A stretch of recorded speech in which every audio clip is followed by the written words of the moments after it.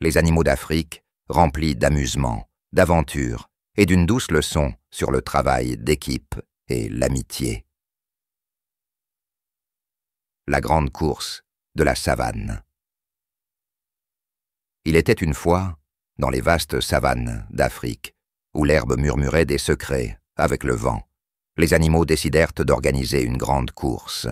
La nouvelle se répandit des abeilles bourdonnantes aux plus grandes girafes, et bientôt toutes les créatures, grandes et petites, bourdonnèrent d'excitation.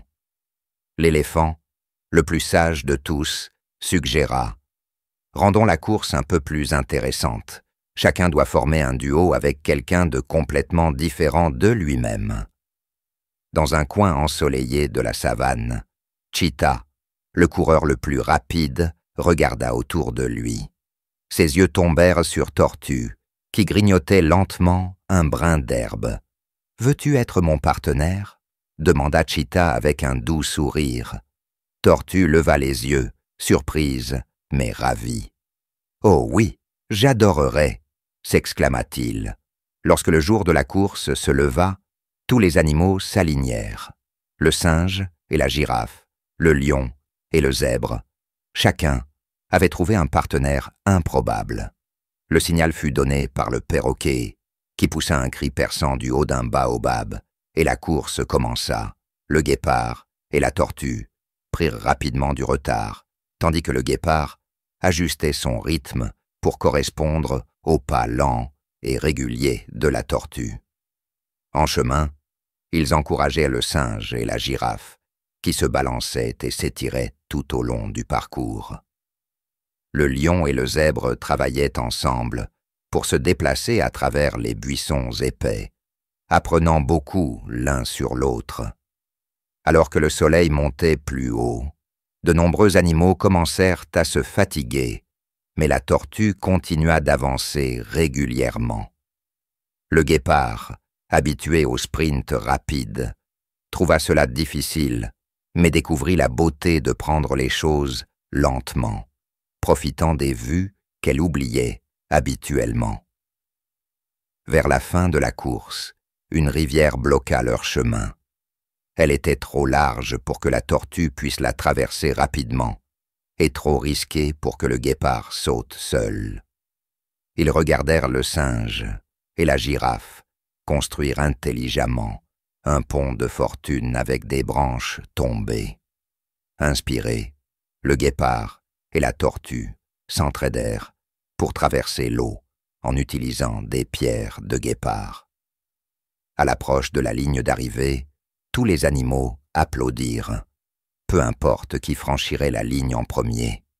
L'éléphant, tout sourire, annonça « Chacun d'entre vous a gagné, en apprenant quelque chose de nouveau sur les autres et sur vous-même. » Depuis ce jour, les animaux de la savane ont su que, quelles que soient leurs différences, en travaillant ensemble, ils pouvaient accomplir de grandes choses, et le guépard et la tortue, les amis les plus improbables, parcouraient souvent les plaines ensemble, partageant des histoires et des rires sous le grand ciel africain, le grand festival de la savane.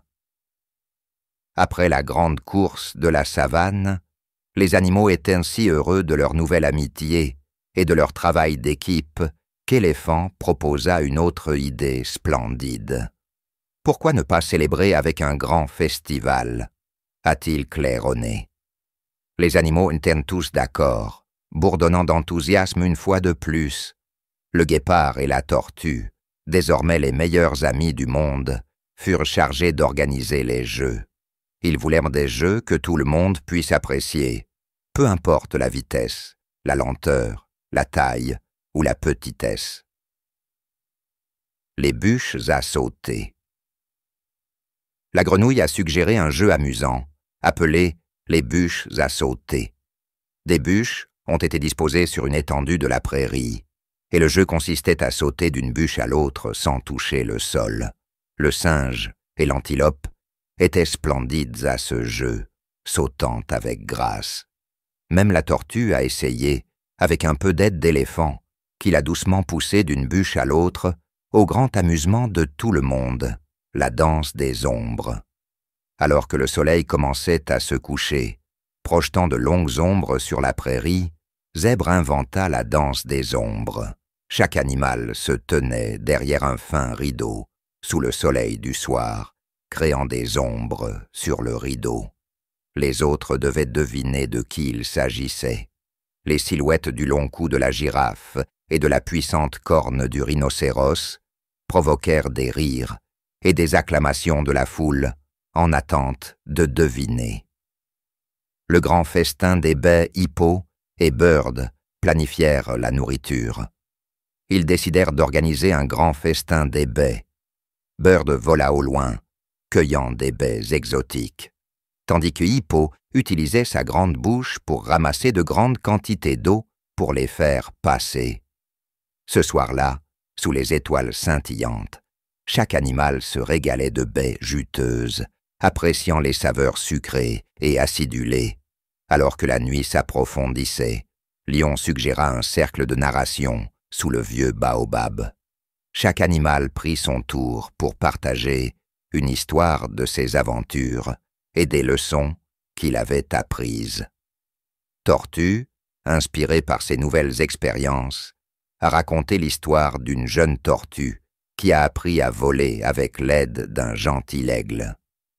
Le festival s'est terminé par une douce berceuse chantée par les rossignols, tandis que les lucioles dansaient autour, illuminant la nuit.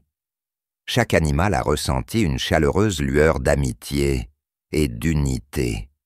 L'éléphant, regardant autour de lui tous les visages heureux, a déclaré « Faisons de ce festival une tradition annuelle, une célébration de notre unité et de nos différences. » Et ainsi, chaque année, les animaux se réunissaient pour célébrer le grand festival de la savane, un moment de joie, de partage et d'apprentissage, leur rappelant à tous la beauté de se rassembler en tant que communauté.